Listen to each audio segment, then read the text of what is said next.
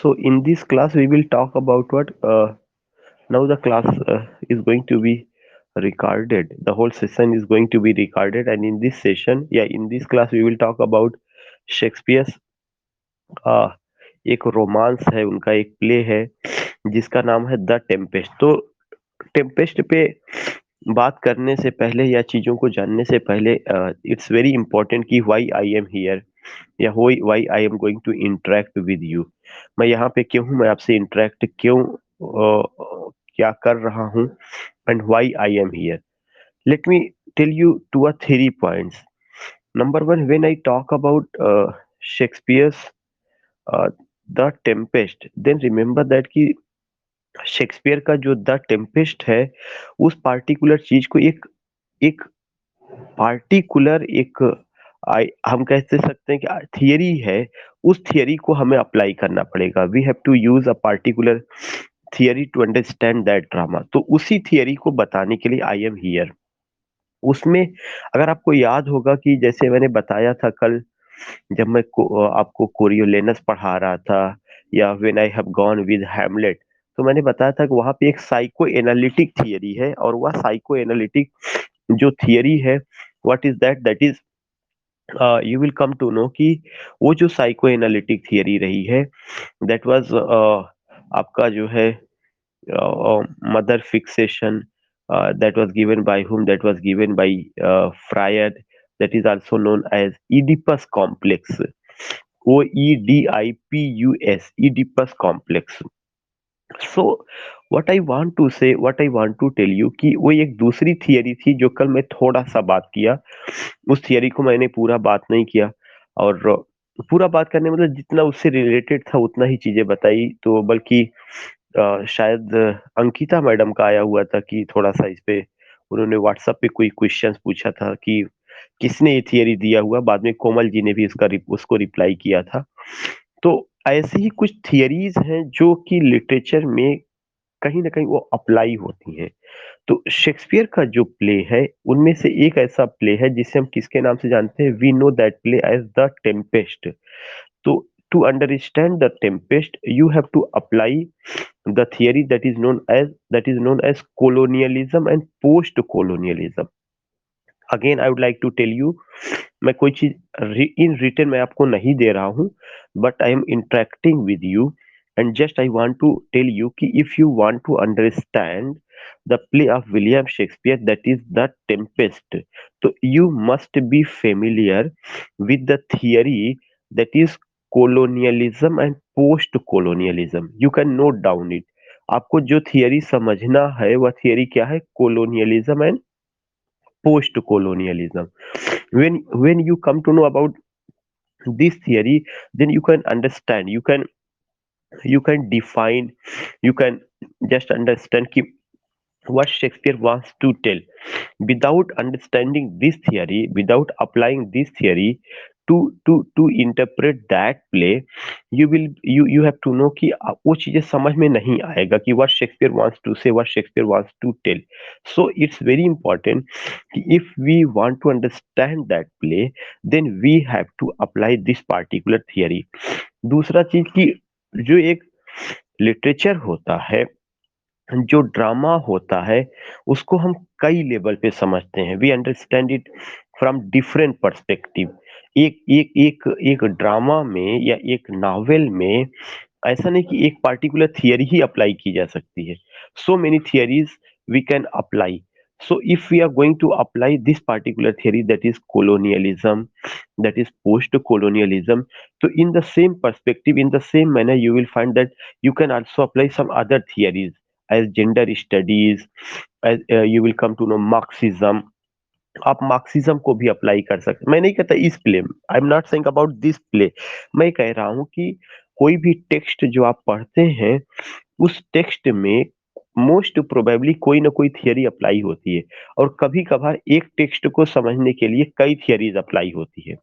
Sometimes you will come to know कि उसके कुछ कैरेक्टर्स होते हैं, जो कैरेक्टर्स किसी पार्टिकुलर थियरी की आवाज होंगे, कुछ कैरेक्टर्स किसी पार्टिकुलर थियरी की आवाज हो, कुछ स्टोरीज जो है कोई विशेष आइडियोलॉजी को माइंड में रख करके लिखी जाती है। तो वी कैन से कि शेक्सपियर का जो ज़माना था, मैंने अगर आपको याद होगा कि इसीलिए शायद मैंने रिनेशा आपको पढ़ा दिया और उस रिनेशा में मैंने आपको एक बात बताई थी कि it was an age of what? It was an age of globalisation, navigation, if you remember that. Globalisation, navigation, NAVIGATION। तो वह उसका एज था। दूसरा सबसे बड़ा चीज़ क्या था?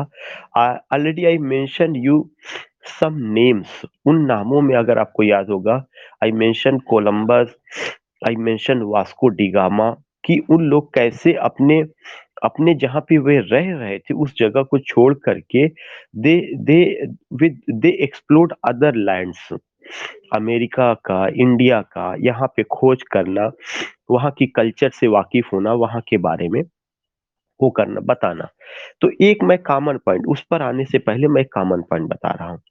लेकिन मैं ये बताना चाहता हूँ कि जिस चीज़ के बारे में हम बात कर रहे हैं, वो थियरी के रूप में तो 1950 के बाद 1980 के आसपास आएगा या वहाँ पे बात होती है।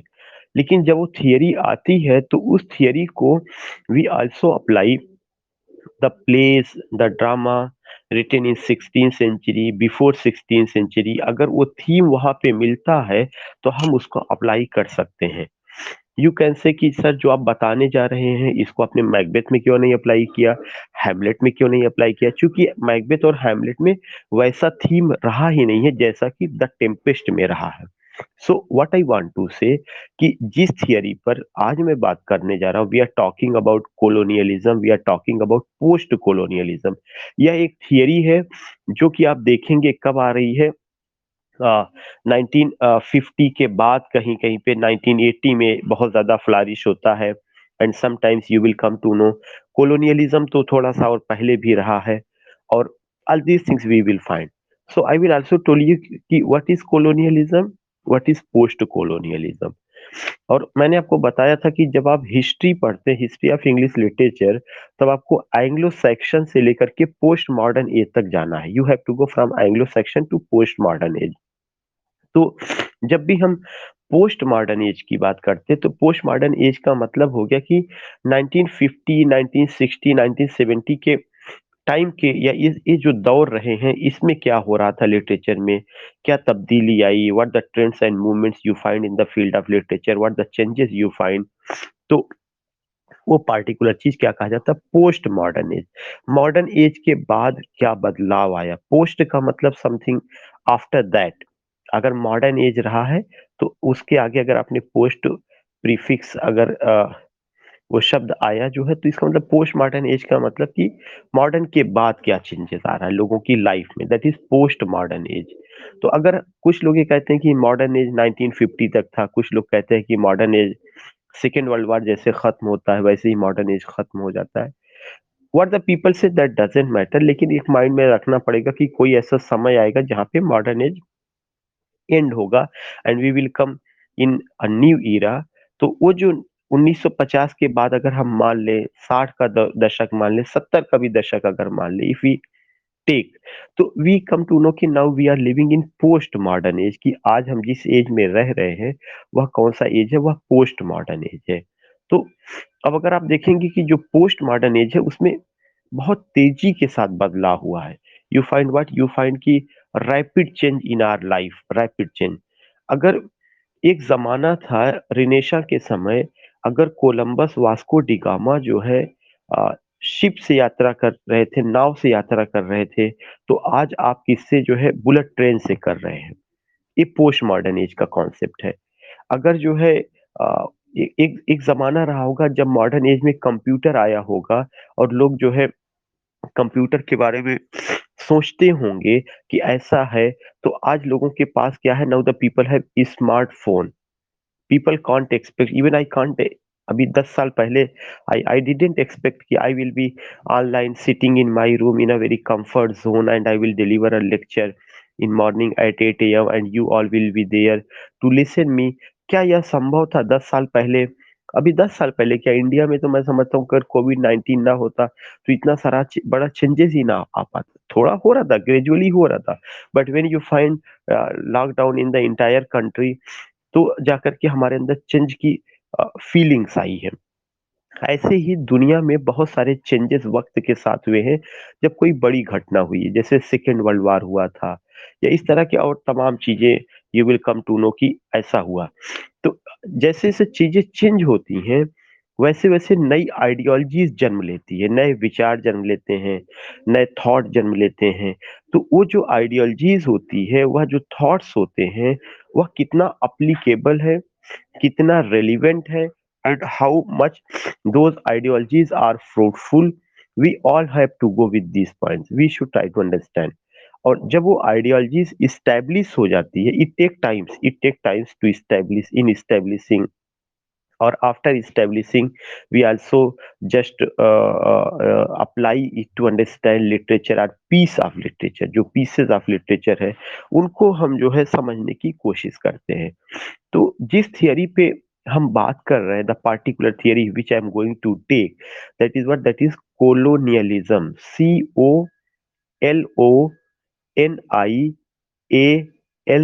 COLONIALISM। So again I would like to tell you कि the particular theory which I am going to take, that is colonialism।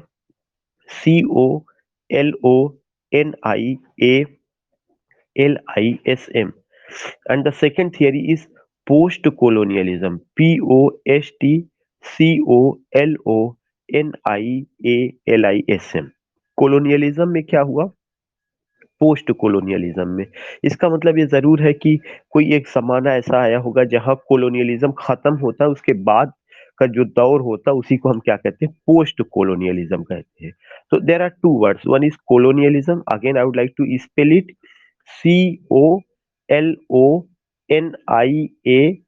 COLONIALISM। Colonialism.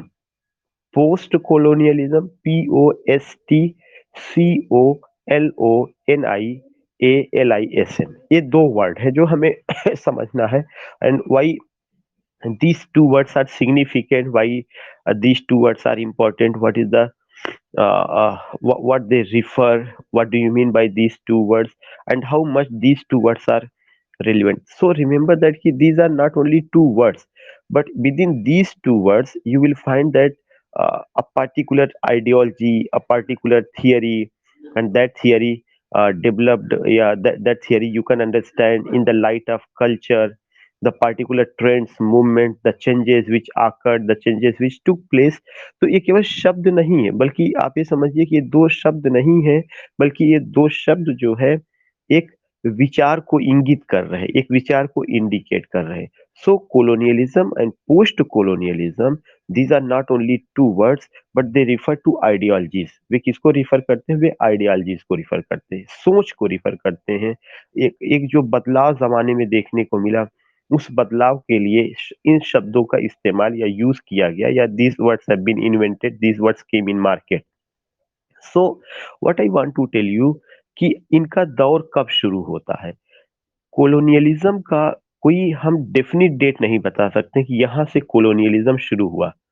कई बार कोलोनियलिज्म से हम निकल जाते हैं, कई बार फिर हम उसमें आ जाते हैं, कई बार वो शुरू होता है और फिर कई बार हम उसके हिस्सा बन जाते हैं। कोलोनियलिज्म के लिए रिमेंबर दैट कि there is a word colony, there is a word colony. But when you talk about, अगर मॉडर्न कॉन्सेप्ट में हम ये बात करें कि कॉलोनियलिज्म का जो दौर रहा होगा वह कब शुरू हुआ, देन रिमेंबर दैट कि इसका जो दौर है वो ज्यादातर इंग्लिश लिटरेचर के पर्सपेक्टिव से अगर हम बात करें तो specially in the last decade of Victorian era and early modern age, in the last decade of Victorian era and early modern age. If I talk about कि कॉलोनियलिज्म हमें हम कैसे समझ सकते हैं इंडियन के पर्सपेक्टिव में, भारत के पर्सपेक्टिव में हम कॉलोनियलिज्म को किस तरह से समझ सकते हैं। स्पेशली जो कॉलोनियलिज्म आया भारत में in the last decade of Victorian era, जो विक्टोरियन इरा है उसके अंतिम जो दशक चल रहा था। अगर हम बात करें 1890 के बाद, 1890 के बाद बहुत तेजी के साथ, और 1890 से लेकर के ये करीब आप चलिए कि मान के चलिए कि 1947 तक 50-60 साल इंडिया में यह यह पीक पर रहा है वहां पे। फ्रॉम 1890 उसके पहले भी हम देख सकते हैं, sometimes you will come to know कि फ्रॉम 1857 वहां से चीजें मैं इंडिया का एग्जांपल इसलिए दे रहा हूं कि यहाँ चीजें आसानी से आपको समझ जाएंगे कि कोलोनियलिज्म जो है 1890 से लेकर के लगभग 1947 तक। मैंने 1947 क्यों आपको बताया? I just took this year because कि India got freedom from British empire in 1947। Bharat को जो स्वतंत्रता मिली 1947 में मिली, हमें ये सब पता है कि हाँ, इंडिया गॉट फ्रीडम इन 1947। इसका मतलब ये हुआ कि 1947 से पहले का जो ब्रिटिश राज्य का जो ब्रिटिश राज्य जो भारत में इस्टेब्लिश किया गया, या जो 1947 से पहले जो ब्रिटिशर्स का जो एक तरह का पूरा आइडियोलॉजी जो इंडिया में देखने को मिलती है, वह जो पार्टिकुलर सोच थी वह क्या थी? वह जो है कोलोनियलिज्म थी। स्पेशली वह कब से शुरू होता है? 1857 के बाद से शुरू होता है, जब ये होता है कि प्रथम स्वतंत्रता संग्राम जो है जब लड़ा गया, और उसमें अंतिम मुगल बादशाह बहादुर शाह जफर को डिफीट होते हैं, और बहुत सारी ताकतें जो इनके साथ खड़ी थी, वो पार्टिकुलर ताकतें जो है दबा दी जाती है। और वो ताकत नहीं, बल्कि वह जो that was the voice of India. और उसके दबाने के साथ भारत की केवल आवाज को ही नहीं, वहाँ की कल्चर को, वहाँ के सिविलाइजेशन को, वहाँ की जो एक फ्रेटर्निटी थी, वो सारी की सारी जो ब्रदरहुड था, वो सारी चीजें दबाई जाती हैं। तो एक तो पार्टिकुलर डेट है जो क्या है? 1857 है। तो फ्रॉम 1857 टू 1947 आप ये मान के चलिए कि ये जो 90 साल का समय रहा है भारत में, यह जो है कोलोनियलिज्म खूब अच्छे ढंग से पनपा, फला फूला, बहुत बेहतरीन ढंग से। दूसरा चीज क्या हुआ कि पोस्ट कोलोनियलिज्म दुनिया के हिस्सों में तो अलग-अलग ढंग से देखा जा सकता है, but specially in the context of India, in the light of India, you will come to know कि जो पोस्ट कोलोनियलिज्म होगा, वो काफी हद तक भारत की स्वतंत्रता के बाद शुरू हो जाता है। लेकिन अगर आप देखेंगे कि इसके बारे में जो वर्ल्ड लेवल पे जो बात होती है, वो एडवर्ड सईद के आने के बाद, एडवर्ड सईद ने एक किताब ओरिएंटलिज्म लिखा था, उनके आने के बाद शुरू होती है। सो दो चीजें आपको ध्यान में रखना, colonialism, post colonialism. Colonialism from 1857 to 1947। एक मैं एक मैं आपको केवल समझने के लिए डेट बता रहा हूँ, ये स्पेसिफिक नहीं है, वो 1947 को भी क्रॉस कर सकता है, चूंकि बदलाव तुरंत नहीं आता। लेकिन इधर जब से आप देखेंगे कि खास करके 1970 1980 के बाद पोस्ट कोलोनियलिज्म पे बातें बहुत ज्यादा होती। Even today we are talking about post colonialism, जिसमें फ्रांस फेनन एक राइटर हैं, गैती चक्रवर्ती स्पिवाक हैं, होमी भाभा हैं, एडवर्ड सईद का मैंने नाम लिया, ये सब बड़े क्रिटिक्स रहे। Just I want to know कि are you getting my voice?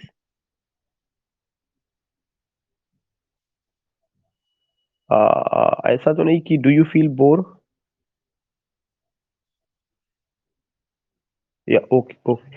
So what I want to tell you कि you will come to know कि यह एक दौर था जो 1857 से 1947 तक चल रहा है, and after 1947 we you will come to know कि we are going to make our entry, that was a new era, or that was the post colonialism, थोड़ा थोड़ा, वो ग्रेजुअली।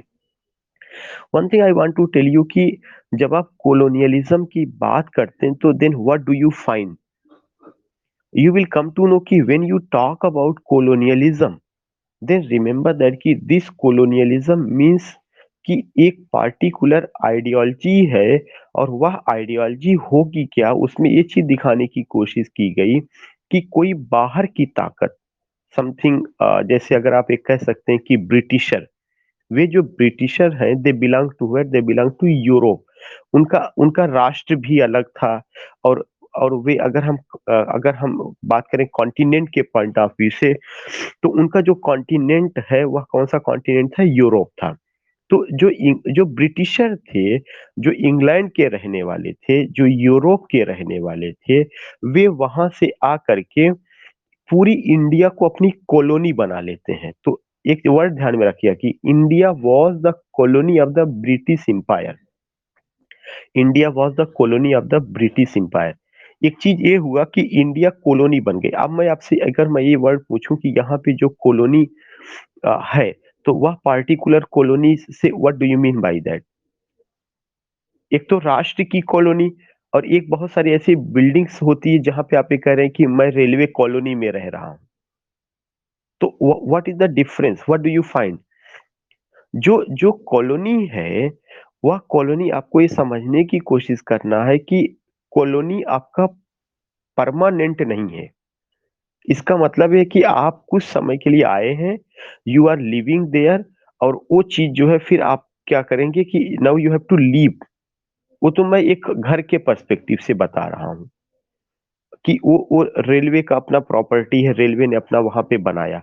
लेकिन जब आप ये कहते हैं कि India became the colony of British empire, तो इसका मतलब क्या हुआ कि जो इंडिया था या किसका घर बन गया, या यहाँ पे ब्रिटिशर्स आए, they belong to England, they belong to Europe, they occupied this land, they won it by using forces, by using sword, जो कुछ भी उन्होंने किया, और आने के बाद वो यहाँ पर इस्टेब्लिश हो गए। If I use the word कि वे यहाँ पे दे स्टार्टेड टू रूल।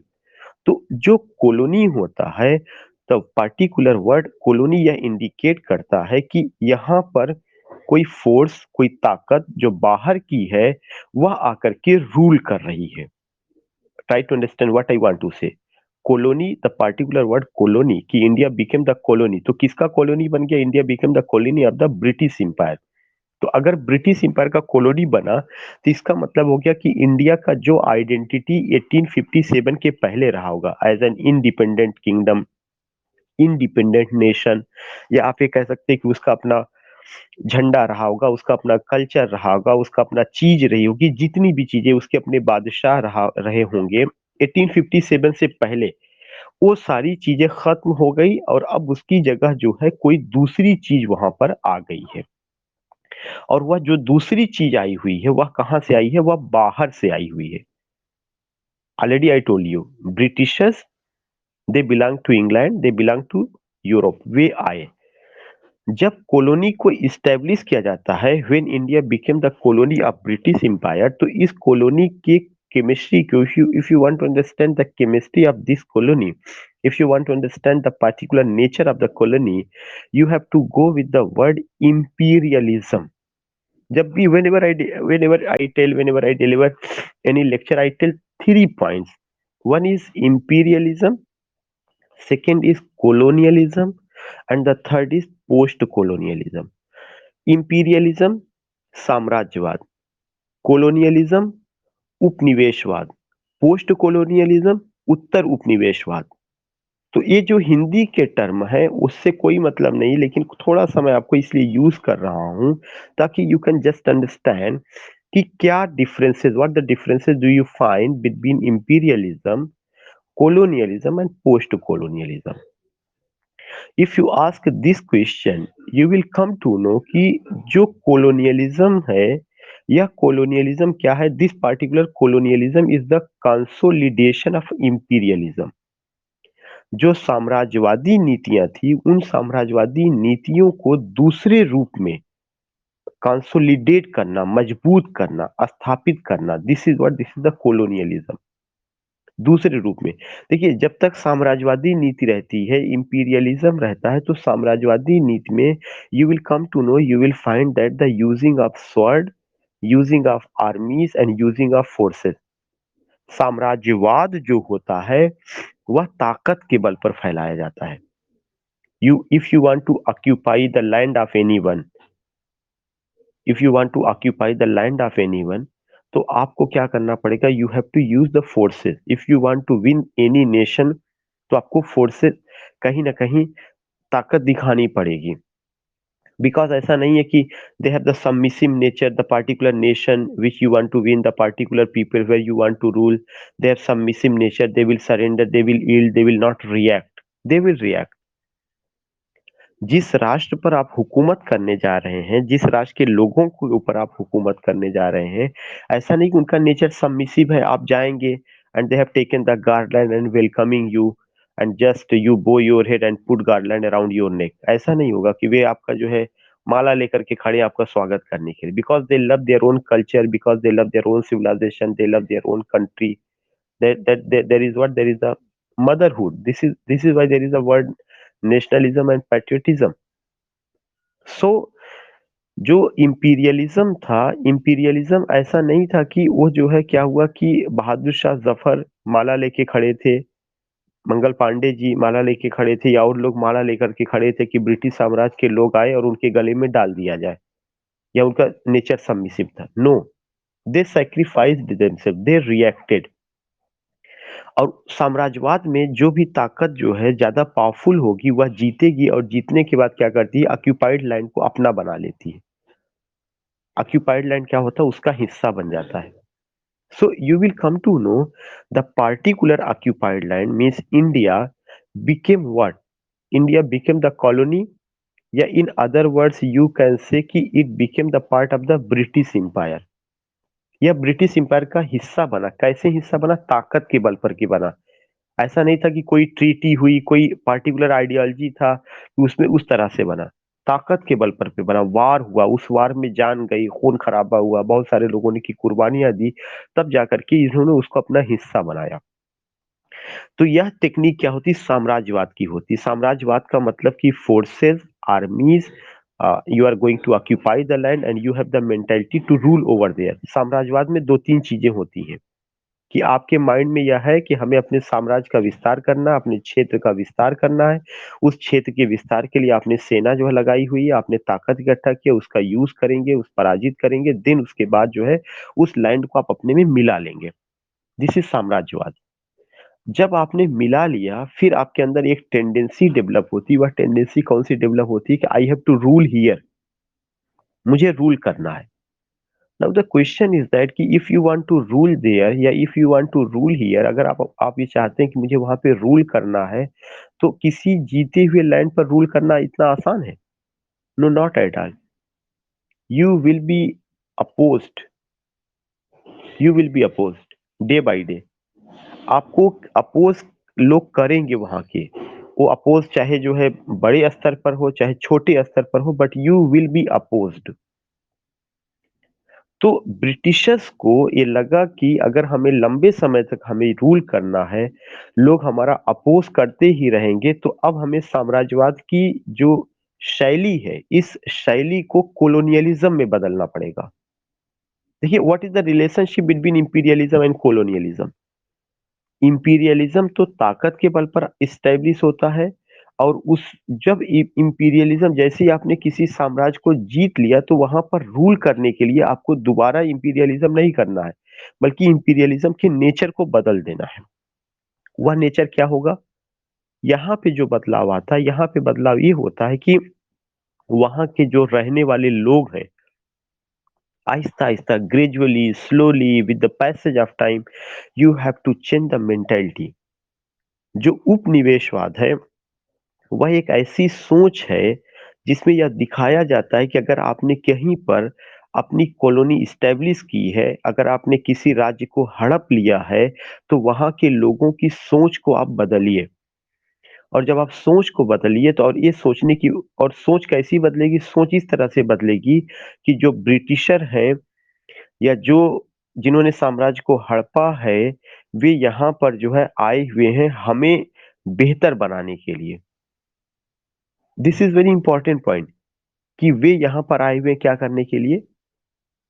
हमें बेहतर बनाने के लिए. टू अपलिफ्ट माय सिचुएशन, हमारी सिचुएशन को ऊपर उठाने के लिए आए हुए हैं.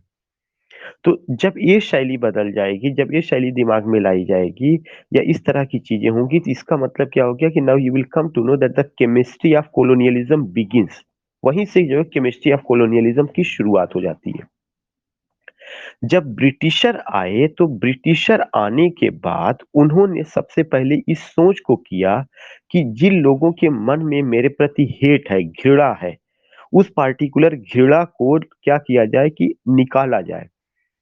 तो उस घृणा को निकालने के लिए उन्होंने इस चीज को कहा, सबसे पहला अटैक अब दूसरे तरह से हो रहा. वह अटैक किस पर होगा?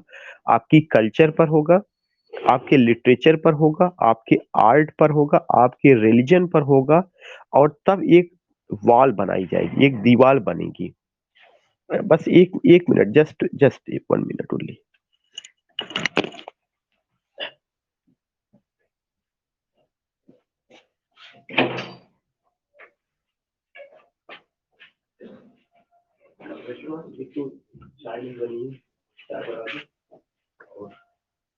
सर क्या हुआ है?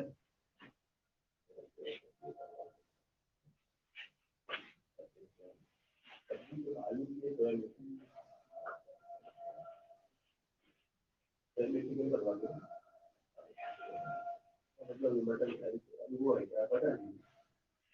मीठी बनवा लीजिए, और वो बना दो, उसमें मेथी बना दो,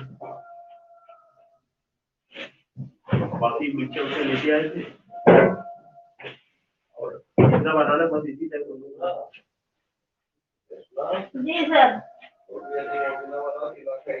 अच्छा सर, तब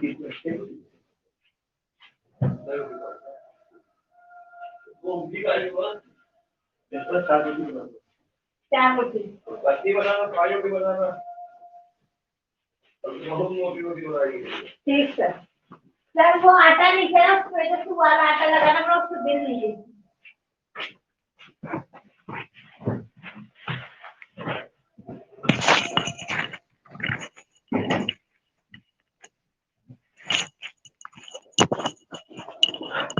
Yeah, are you getting my voice? Hello? Yeah, yeah. Acha.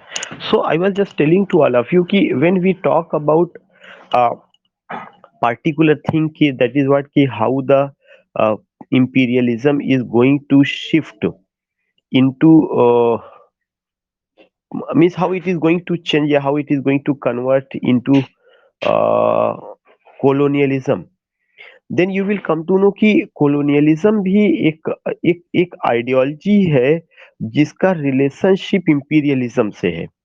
और उसमें क्या किया जाता है कि ये चीज दिखाने की कोशिश की जाती है कि एक थोड़ा सा सॉफ्ट कॉर्नर अपनाया जाता है, और उस सॉफ्ट कॉर्नर में एक दूसरी तरह की स्लेवरी स्टार्ट होती है। वह स्लेवरी क्या हुआ कि पहले तो bye using sword, by using आर्मीज, bye using forces, your land has been won, you have been occupied, you have been made servant, you have been treated brutally and badly. Such a thing you will come to know. But if you want to rule there, if you want to live there for a long time, because Britisher didn't think that one day they will be removed away, उनको वहां से निकाल दिया जाएगा या जो है हटा दिए जाएंगे, उनके दिमाग में they didn't imagine। और अगर first world war, second world war ना हुआ होता तो शायद उनको निकालना इतना आसान नहीं था। जो लोग हिस्ट्री पढ़े होंगे they know it very well कि एक एक पूरा का पूरा पूरा ग्लोबल सिनेरियो ऐसा बनता है कि जिसकी वजह से जो है ब्रिटिशर जिनका हर जगह they were ruling in the entire world, हर जगह उनका रूलिंग था, वेदर एशिया था, अफ्रीका था, हर जगह उन पर उनका रूलिंग था। इवन उनका घमंड भी था कि the sun never sets in my kingdom, सूर्य कभी भी मेरे साम्राज्य में नहीं डूबता। सच अ स्लोगन या such a statement you will find. So what I want to say कि जब इस तरह की बातें आती हैं तो उन्होंने एक दूसरी पॉलिसी अडॉप्ट की, and what was that policy? That policy was कि if I have to rule over the people, then what I have to do, I have to change the mentality. हमें लोगों की मेंटालिटी को change करना है, और उस मेंटालिटी के तहत एक वॉल बनाई जाती, एक दीवार बनाई जाएगी। And what will be the wall, what will be the दीवार? वो वॉल बाइनरी का होगा, एक बाइनरी वॉल होगा। और उस बाइनरी वॉल में उन्होंने ये चीज करना शुरू किया कि अपने आप को आई कहा, और जो उस वतन के बॉर्न पीपल थे उनको यू कहा। You will find that there is a wall, there is a binary, and when you come to know about this wall, when you think about it, you will come to know एक binary है, एक wall है। और वह binary और wall क्या है कि एक जो है जो बाहर से आए थे वो आई बन गए, और जो वहां के लोग थे उनको उन्होंने यू बना दिया। अगर मैं आपसे एक जनरल क्वेश्चन पूछूं कि do you find any difference between I and you, then what will you say? ये अपना कहिएगा कि sir first person pronoun, second person pronoun. अगर जब आपको ये चीज कहा जाए कि आई एंड यू या यू एंड आई, तो ग्रामर के हिसाब से तो यू एंड आई सही है, और आई एंड यू जो है जब आप कहते हैं तब वहां पे तो गलत है ग्रामर के हिसाब से। लेकिन क्या जो है आई और यू जब आप इस्तेमाल करते हैं तो आपको जो है वहां पे इंफीरियरिटी और सुपीरियरिटी का एहसास नहीं होता है। जब आप ये कहते हैं मैं और तुम, तो सवाल ये उठता है कि why are you giving why are you giving yourself the first position? क्यों नहीं कहते तुम और मैं? जब आप ये कहते, इसीलिए ग्रामर इस पॉइंट को लाया गया ना, यू एंड आई, कि तुम और मैं, तुम और एक मैं का पहले ये हुआ कि जो जो सेकंड पर्सन है उसको रेस्पेक्ट देने के लिए उसको पहले वहां पे यूज किया जा रहा है। जैसे आप कहते हैं आई एंड यू, तो आई एंड यू में क्या होता है, मैं और तुम, तो जो मैं की भावना होती है, वह जो मैं की भावना होती है वह क्या लाती है, वह सुपीरियरिटी लाती है। तो इन लोगों ने एक बाइनरी बनाई ब्रिटिशर्स ने, और उस बाइनरी के तहत ये उन्होंने बताने की कोशिश की कि मैं भलभी से बाहर से आया हुआ हूँ, मैं ज्यादा समझदार हूँ, मेरे पास कल्चर है, मेरे पास सिविलाइजेशन है, मेरे पास रिलीजन है, मेरे पास आर्ट है, मेरे पास टेक्नोलॉजी है, मेरे पास साइंस है, मेरे पास लिटरेचर है, आपके पास कुछ नहीं है। Try to understand. इसलिए मैं हूँ, मैं का मतलब उन्होंने एक वॉल बना दिया आई, और आई का काम क्या है कि यू को इम्प्रूव करना। आई का काम है यू को इम्प्रूव करना। इसका मतलब क्या हुआ, एक दीवार खड़ी की गई, वह कौन सी दीवार खड़ी की गई, सुपीरियरिटी का और इंफीरियरिटी का। तो you can just note down these two points कि when you talk about colonialism, तो in colonialism you find a binary. Colonialism में हम एक बाइनरी पाते हैं, हम एक दीवार पाते हैं। उस दीवार में एक तरफ आई चलता है, दूसरी तरफ यू चलता है। दीवार हमेशा खड़ी रहेगी। आई अपने आप को सुपीरियर मानेगा और यू को इंफीरियर कहेगा, जबकि यू यू क्या है, यू उस वतन का है। You will come to know कि you belongs to that nation, you belong to that nation, you belong to that country. You उसी वतन से बिलोंग करेगा, उसी कंट्री का है। But you is treated how, you is treated as second citizen. The particular land, the region, the culture, the oxygen, each and everything, plants, river, सब कुछ you का होना चाहिए। लेकिन किसने ऑक्यूपाई कर लिया, आई ने ऑक्यूपाई कर लिया। और आई जो है ऑक्यूपाई करने के बाद यू से कहता है कि I will train you, I will refine you, I will polish you, and I will make you a civilised means citizen of this nation. Now the country is mine, country belongs to myself. But the outsider who belongs to England, who belongs to Europe, they occupied this land by using forces. They defeated us in the battlefield in 1857. Then they start what? Then they start another way of imperialism that was in the form of the colonialism. And you will come to know. Then they say, "Ki I will just tell you what is culture. I will tell you what is civilization, and I will मैं आपको improve करूँ, मैं आपको बताऊंगा, मैं आप में सुधार लाऊंगा।" तो इस बाइनरी को समझना जरूरी है, और वह बाइनरी क्या है, I and you, number one point. दूसरा बाइनरी है उसमें सुपीरियरिटी और इंफीरियरिटी। आई अपने आप को सुपीरियर समझेगा, और यू को क्या समझेगा, इंफीरियर समझेगा। Superiority and inferiority.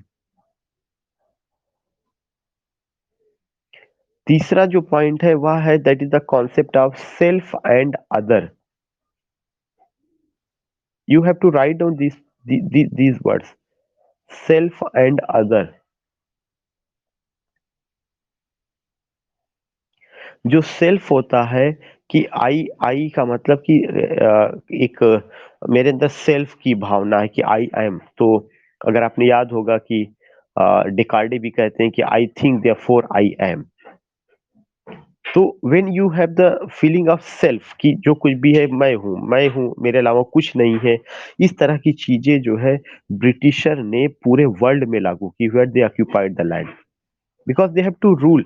तो अब रूलिंग का जो तरीका था वह कोलोनियलिज्म में बदल जाता है, वह रूलिंग का तरीका सोच के हिसाब से होता है। Now there is no use of forces, no use of armies. वो तो जरूरत पड़ेगी, जहां रिवोल्ट होगा उसको उस हिसाब से दबाया जाएगा।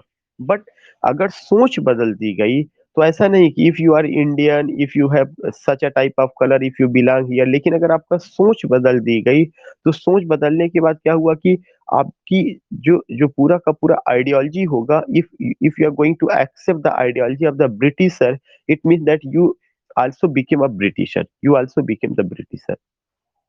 तो ये चीज ध्यान में रखना है। तो उन्होंने जो बाइनरी बनाया, किसका बाइनरी बनाया? पहला तो आई और यू का बनाया। दूसरा उन्होंने बनाया इंफीरियरिटी और सुपीरियरिटी का बनाया।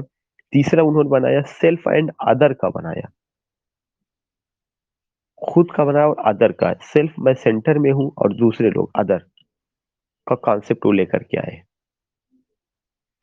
तीसरा चीज जो है, जब आप देखेंगे कि इस तरह की जब बाइनरी बनती है तो एक चीज उन्होंने और कहा, always you will come to know, एक वर्ड है, there is a Eurocentric, EUROCENTRIC, Eurocentric.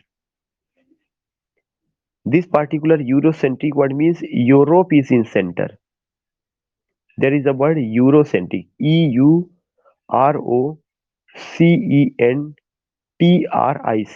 Eurocentric. This word Eurocentric means Europe is in center. And Europe is in center means what? कि हर जगह जब भी बात होगी तो यूरोप को ही सेंटर में रख करके कहा जाएगा। और हमेशा ये कहा जाएगा कि जो यूरोपियन आर्ट है, जो यूरोपियन कल्चर है, जो यूरोपियन सिविलाइजेशन है, it's much better then the culture of Asia, it's much better then the culture of India. तो वो जो है यूरोसेंट्रिक, हर बात में, साइंस में भी यूरोसेंट्रिक है, टेक्नोलॉजी में भी यूरोसेंट्रिक है, ये सब का सब चीजें रखी गई। Then we became ready to accept, और कई सालों तक हम लोग उसको एक्सेप्ट कर लिए। और ये चीज हुआ कि britishers, they are here, they are honest, they are doing their best, they are doing their job. इसको आहिस्ता आहिस्ता लोगों ने क्या किया, स्वीकार कर लिया। और उस स्वीकृति के पीछे रीजन क्या था?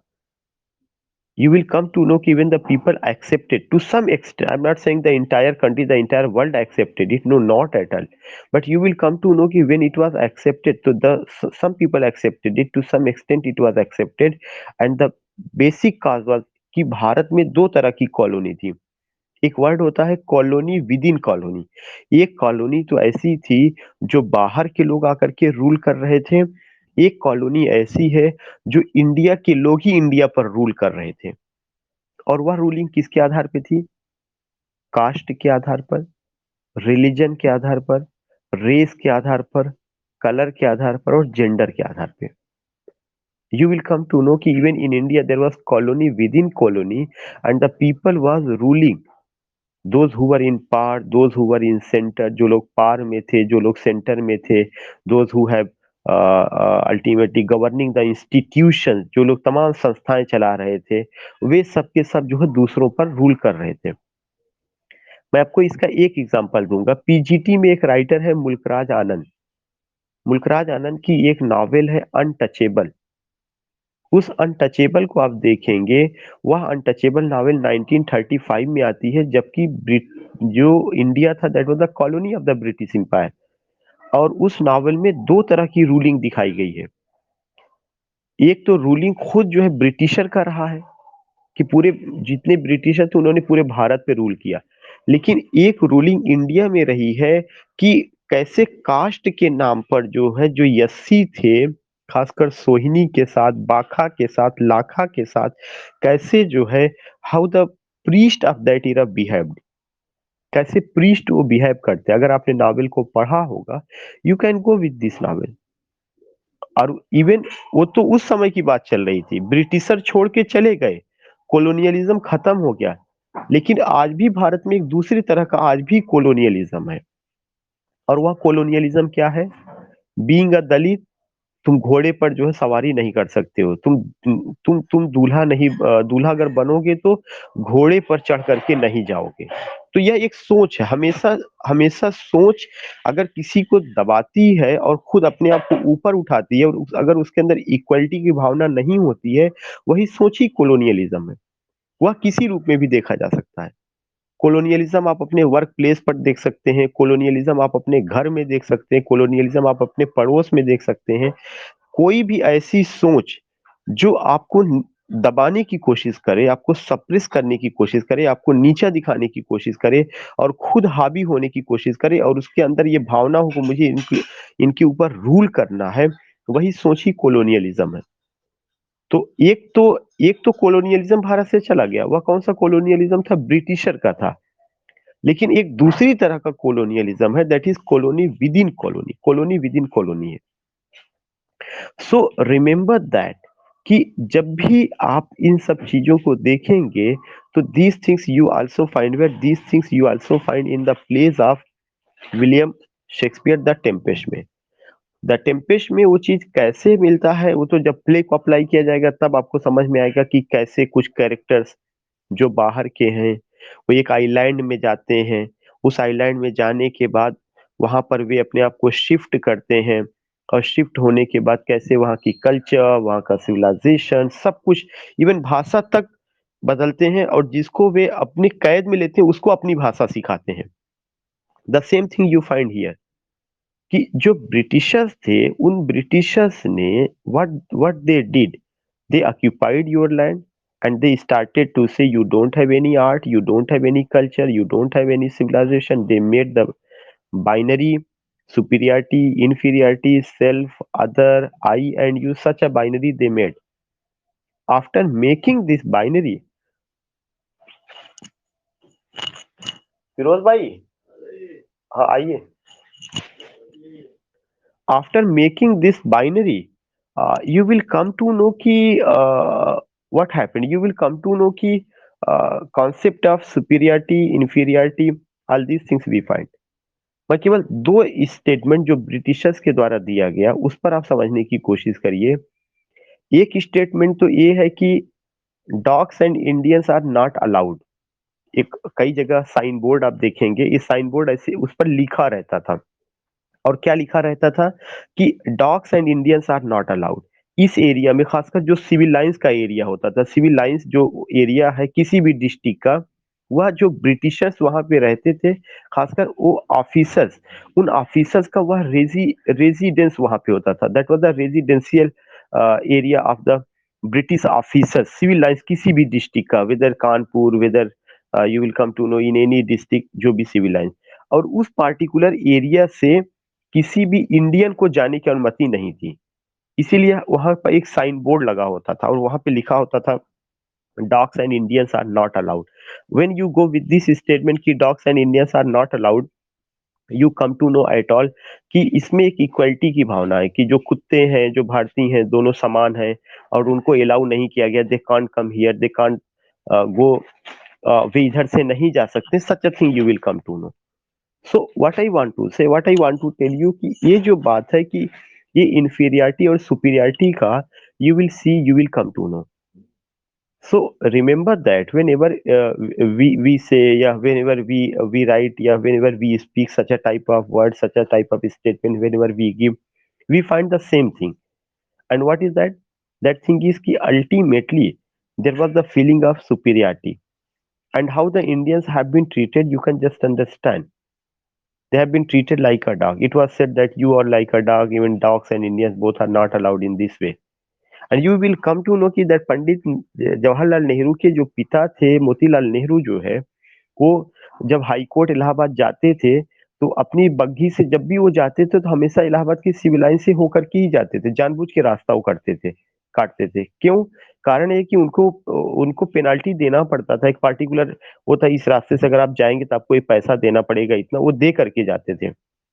इस चीज़ को उनको एहसास कराने के लिए कि if you have written such a type of thing कि dogs and Indians are not allowed, तो one day they will be able and you will be removed away, because it's my nation, it's my country, it's my birthplace. So you can't say ki dogs and Indians are not allowed, you are outsider, you are not allowed here. सो किसी भी दूसरे राज्य में जाना और वहां पे उसको जीतना, फिर वहां की कल्चर को खत्म करना, वहां की आइडियोलॉजी को खत्म करना, उसके बाद एक नई सोच को डेवलप करना, अपनी सोच को उनके ऊपर थोपना, उसको इस्टेब्लिश करना, यह पार्टिकुलर चीज क्या है, कोलोनियलिज्म है। इफ यू रिमेंबर दैट कि once Lord Macaulay said, Lord Macaulay ने कहा था कि if I put only two books of my library, the whole books of Asia can't compete with our books. मतलब जो लिटरेचर हमारे यहाँ का है, अगर हम अपनी लाइब्रेरी की केवल दो किताबें ला करके यहाँ पे रख दें, तो एशिया की पूरी लाइब्रेरी में जितनी किताबें हैं, वे हमारी किताबों का टक्कर नहीं ले सकती। हमारा लिटरेचर इतना रिच है। तो ये जबकि एग्जाम्पल क्या दिया गया कि Kalidas was Shakespeare of India. So you will come to know कि जितना भी इफ यू हैव शेक्सपियर, अगर शेक्सपियर आपके यहाँ थे हमारे यहाँ कालिदास थे, वो हमारे यहाँ आर्यभट्ट थे मैथमेटिशियन में। So many things you will come to know, so many things you will come to know. लेकिन जो जो चीजें हैं कि जो मेंटेलिटी होती है, उस मेंटेलिटी में एक ऐसा स्टेटमेंट हमेशा दिया जाता है जिससे यह भावना उत्पन्न हो कि सुपीरियरिटी और इंफीरियरिटी की भावना। तो such a thing you will find वहां पे दिया गया। और यही सेम चीज द टेम्पेस्ट में दिखाने की कोशिश की गई है कि एक पार्टिकुलर आइलैंड, अगर आपने टेम्पेस्ट का जरा भी स्टोरी पढ़ा होगा तो आप इसको अप्लाई कर सकते हैं कि एक पार्टिकुलर आइलैंड में हाउ द आउटसाइडर गो, वे कैसे जाते हैं, they occupy the land, they devastate their culture, they force them to learn my language. और तुम्हारा जो है कुछ नहीं है, तुम बेकार हो, अनसिविलाइज्ड हो, अनकल्चर्ड हो, you don't have art, you don't have literature, you don't have anything. Such a thing you will find there वहां पे। And the same thing we come to know. ये तो मैंने थोड़ा सा आपको जो केवल अप्लाई करना था उसको मैंने बताया कोलोनियलिज्म और पोस्ट कोलोनियलिज्म के पर्सपेक्टिव से। और खासकर पोस्ट कोलोनियलिज्म, तो imperialism colonialism with in two lines. मैं आपको दो तीन बातें और बताना चाहता हूँ कि जो पोस्ट कोलोनियलिज्म है, जो 1947 की अगर मैं बात करूं, एक पार्टिकुलर डेट लेकिन वह स्पेसिफिक नहीं, स्पेशली वो तो एडवर्ड सईद की ओरिएंटलिज्म से शुरू होता है। वहां पे ये होता है कि यही लोग जिनको ब्रिटिशर ने गुलाम बनाया था, यही लोग ब्रिटिशर के खिलाफ क्या करते हैं, रिएक्ट करते हैं, राइट करते हैं। और रिएक्शन डज नॉट मीन कि that they have taken the sword and cut the throat of their enemies या they defeated them in the battlefield. No, not at all, you can't find such a thing here. Reaction here means कि जैसे उन्होंने लिखा भारत के बारे में, Asia के बारे में, अफ्रीका के बारे में, उनकी कल्चर के बारे में, तब भी उसको रिएक्ट करते हैं और कहते हैं कि no, my it's my nation, I love my nation, I love my country, I have my own art, my own culture, my own civilisation, and it's much better than you, than yours, या आपकी culture से ज्यादा बेहतर है। तो post colonialism में एक तरह का जो है दूसरी विचारधारा होती कि जो जो विचारधारा कोलोनियलिज्म में इस्टेब्लिश हुई है, उसका हम कैसे जवाब दें, उसको हम कैसे इनकाउंटर करें। इंपीरियलिज्म तो बहुत पहले खत्म हो गया, लेकिन इंपीरियलिज्म के बाद यह दूसरी तरह का विचारधारा होता है कि पोस्ट कोलोनिज्म में ये कहा जाता है कि हम सब समान हैं। जितनी बाउंड्री बनाई गई थी सुपीरियरिटी इंफीरियरिटी वो खत्म कर दी जाएगी, आई और यू का कॉन्सेप्ट खत्म होगा, सेल्फ और अदर का कॉन्सेप्ट खत्म होगा। और कौन सी फीलिंग आएगी, इक्वलिटी की भावना और हाइब्रिडिटी, कि हम सब इक्वल हैं और हम सब आपस में हाइब्रिड है। कोई कोई इंडियन नहीं है, कोई ब्रिटिशर नहीं, बल्कि एक कॉन्सेप्ट आता है कि we all are the citizen of the world and the world is like a family. हम सारे लोग पूरे इस विश्व के नागरिक हैं और पूरा विश्व एक परिवार है। इस तरह की भावना पोस्ट कोलोनियलिज्म में जगती है। और जितना भी कोलोनियलिज्म में रहा उन सबको कॉन्ट्रेडिक्ट किया जाता है, उसका उसका जो है उसको जो है गलत ठहराया जाता है। लोग अपने राष्ट्र का हिस्ट्री, कल्चर, मिथ जो कुछ भी उसको जो है लिखते हैं और उसके उसको समकक्ष खड़ा करते हैं। So these are the things which I have discussed with you, which I just told you. कि if you have to understand, if you have to go with this particular text, that is the Tempest, then we must be familiar with this particular ideology. मैं recording बंद कर रहा हूँ. If you have any query या if you want to say anything, so you can ask. क्योंकि आज मुझे केवल थियरी ही बताना था, जब इसको समझ लेंगे तभी अप्लाई करने में सही आए होगा. If you have any query, you can ask.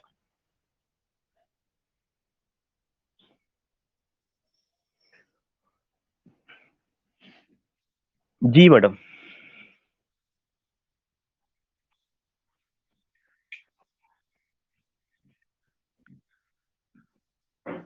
नहीं, I didn't say revolt. I said कि they react. Revolt is another thing. Reaction is another thing. When you say कि सबसे पहली बात तो आप सारे लोग आके चाय पीजिए. It's not a good thing कि I am taking tea and you all are उसमें. तो हाँ. So I was saying कि जो पोस्ट कोलोनियलिज्म है उसमें चीजों को रिएक्ट किया जाता है. और जो रिएक्शन का तरीका होगा वो मैंने कहा कि वहां पे स्वर्ड का यूज नहीं किया जाएगा. वहां पे इस तरह की. Madam please mute yourself. आपने क्वेरी कर ली, प्लीज म्यूट योरसेल्फ. जो पोस्ट कोलोनिज्म है उसमें रिएक्शन होगा, और वह रिएक्शन इस तरह का होगा कि जो आपने मेरे आर्ट को, मेरे कल्चर को, मेरे लिटरेचर को, मेरी हिस्ट्री को अंडर एस्टिमेट किया है, you were wrong, and history will be री रिटन, लिटरेचर विल बी री इंटरप्रेटेड, उन सबको री रिटन किया जाएगा, उन सबकी व्याख्या दोबारा की जाएगी। इस तरह से चीजें निकल करके आती हैं और उसको उनके इक्वल बताने की कोशिश की जाएगी। और ये कहा जाएगा कि आपका जो सोच था वह गलत था, आपने रूल करने के लिए ऐसा किया, ईमानदारी से अगर आप काम किए होते तो आपको यहाँ पर भी नजर आता है। जी। जी अंकिता।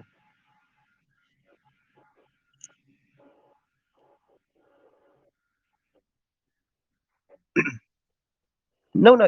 नहीं नहीं नहीं नहीं, आई जस्ट टोल्ड कि जो हाइब्रिडिटी है, जो इक्वेलिटी है, यह पोस्ट कोलोनियलिज्म का हिस्सा, या कोलोनियलिज्म का नहीं है। पोस्ट कोलोनियलिज्म में दुनिया के सारे लोग जो कभी ब्रिटिशर के गुलाम थे, या ब्रिटिशर ने जहां पे अपने लैंड को इस्टेब्लिश किया था, तो वहां से एक आइडियोलॉजी शुरू होती है, और वो ये कहते हैं कि हमें ये समझना चाहिए कि आप सुपीरियर नहीं है, बल्कि हम सारे लोग इक्वल हैं।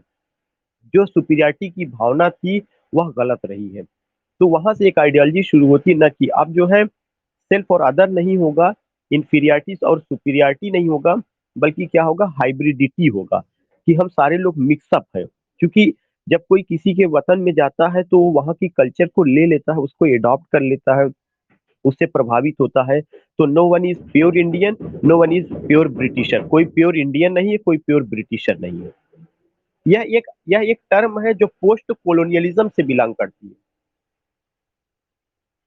ये जो है ब्रिटिशर ने नहीं दिया, ये तो किसी क्रिटिक ने यूज किया है। लेकिन अब मैं अगर उस क्रिटिक का नाम लेने लगूंगा या उस पर बात करूंगा, होमी भाभा वगैरह पे अगर मैं बात करने लगूंगा, तो वो एक दूसरा चीज हो जाएगा। मैं केवल आपको ये समझाने की कोशिश किया कि द टेम्पेस्ट को कैसे आप समझ सकते हैं। तो ये आप नहीं कह सकते कि इसको किसी ब्रिटिशर ने दिया है कि इंडियन के लिए। यह टर्म है जो पूरी दुनिया में पोस्ट कोलिज्म में यूज किया जाता है आज के समय, केवल किस चीज को खत्म करने के लिए, सेल्फ एंड अदर के कॉन्सेप्ट को, सुपीरियरिटी और इंफीरियरिटी को, जस्टिस को स्टेब्लिश करने के लिए। जी अंकिता जी।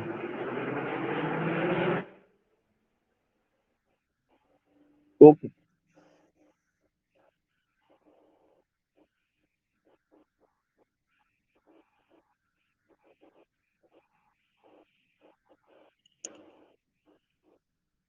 हम्म।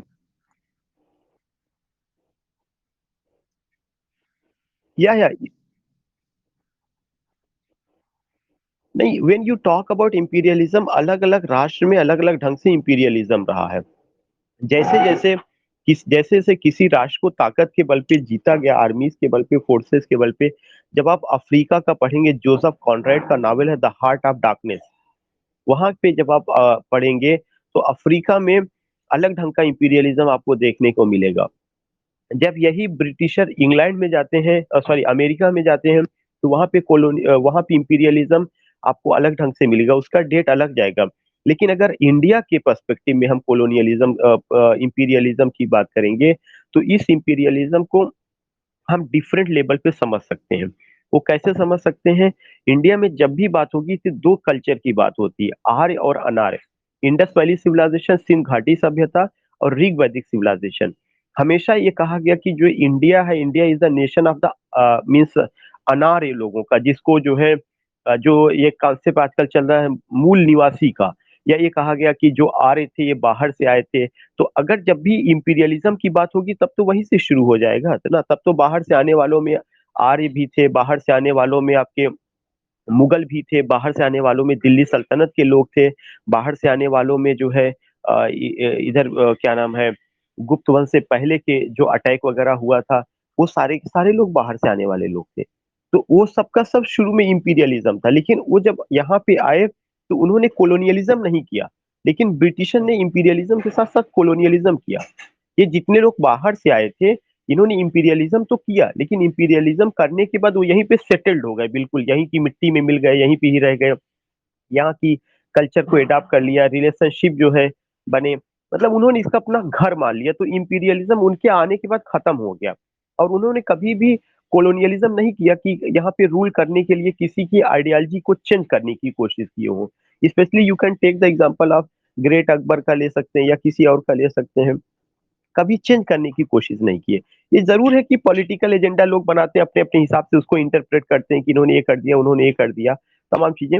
But you will come to know कि नहीं, वो वैसे रहा, चीजें रही, रिलेशनशिप रहे, एक हार्मनी स्टैब्लिश रही, all these things you will come to no.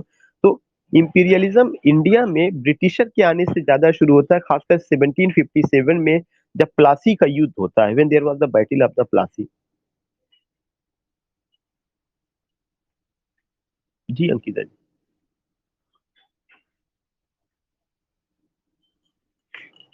या any other query? I think now I should end this session. There will be no class in the evening. Tomorrow we जी कृष्णा जी।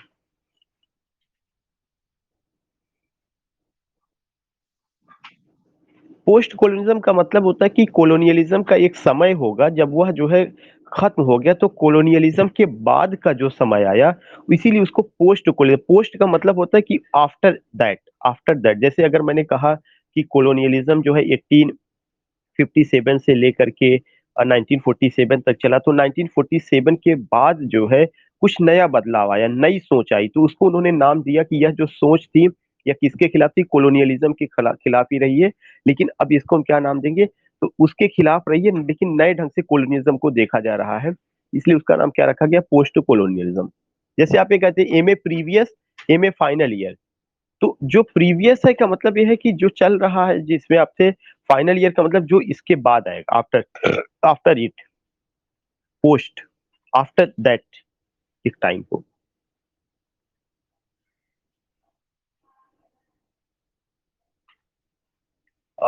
आई think now let us end this session, there is no more query. जी रकीम जी। या I will take Sunday को एक class रहेगी। And अभी मैं बता नहीं सकता, टाइम मैं आपको बता दूंगा, मोस्ट प्रोबेबली उम्मीद यही है कि जो क्लास संडे को होगी वो 11 बजे के बाद होगी।